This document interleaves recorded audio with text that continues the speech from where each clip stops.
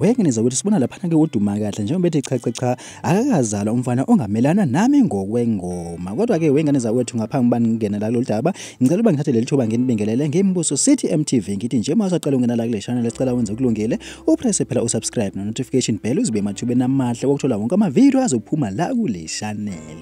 Wengeneza wethu uDumakahle uthi cha umfana ongamelana nami ngokwengoma akabikho futhi akakazalwa njengoba ke sazi ke wengeneza wethu uthi akaselela insuku zatshwala uDuma akhiphe yona yakhe esibheke nayo ngabovu amehlo le uyike wadedela ke isihloko sengoma pha enkundleni zokuxhumana ehlo esethi kuyenzeka wasi ke esecela ke abalandeli ukuthi abakambhalalise uthi ngabe mhlambe le ngoma iqukethe eziphi phela inhlavu phakathi.